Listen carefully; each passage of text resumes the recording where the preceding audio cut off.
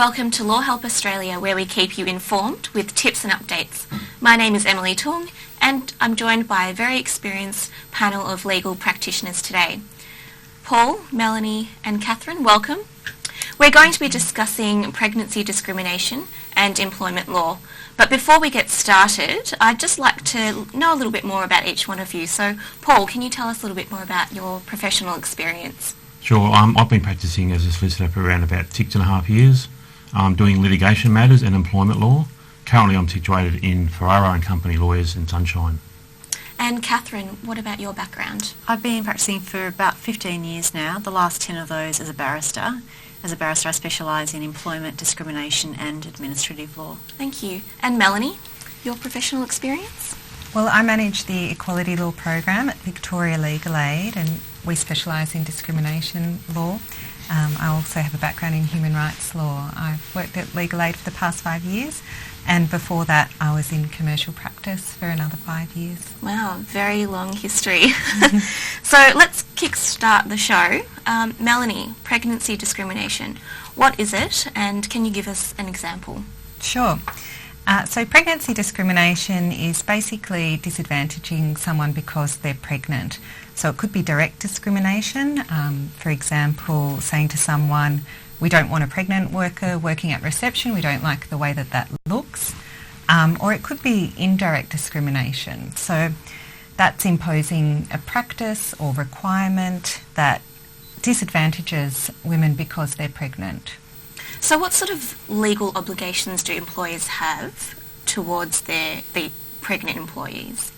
They have a range of obligations. I was about to say complications because they are complicated. Under the Fair Work Act, federal anti-discrimination law and state anti-discrimination law. They have an obligation not to discriminate in the ways that I've mentioned. They also have an obligation to make reasonable adjustments for pregnant workers. What's reasonable?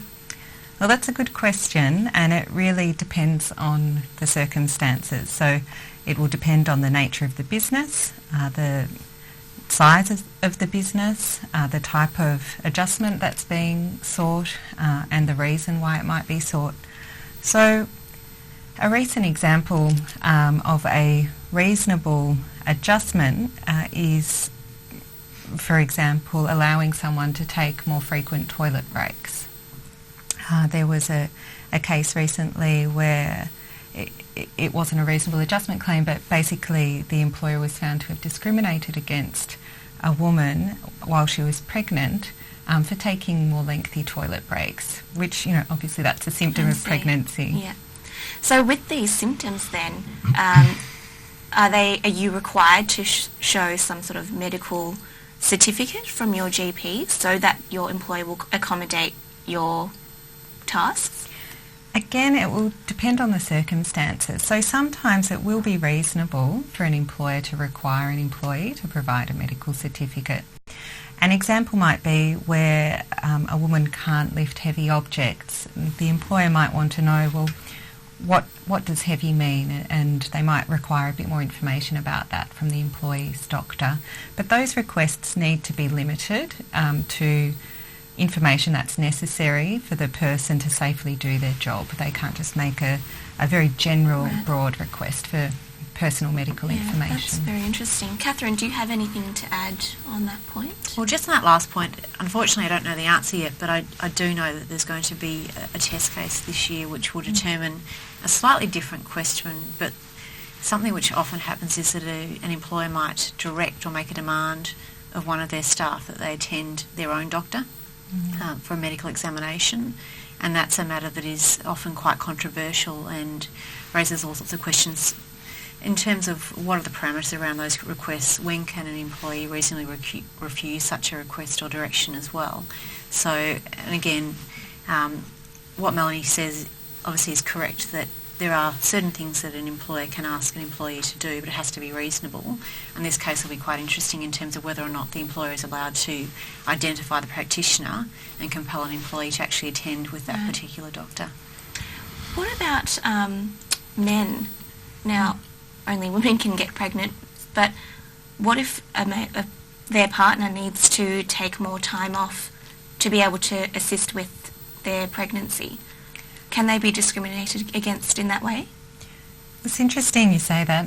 The Australian Human Rights Commission recently surveyed a large number of people to find out how prevalent pregnancy and parental discrimination is.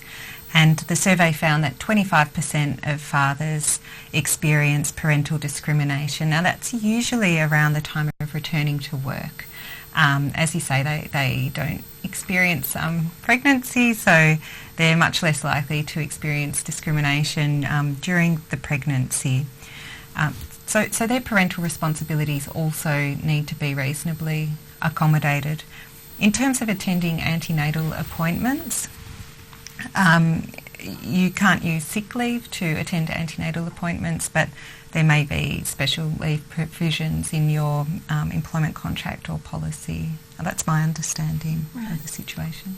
So, Paul, if someone is being discriminated against or feels that they are, what can they do in those situations? Well, there's a range of options. One of the options that they always have is to go to their HR department and have a chat or with their supervisor or manager and say, look, these are the issues.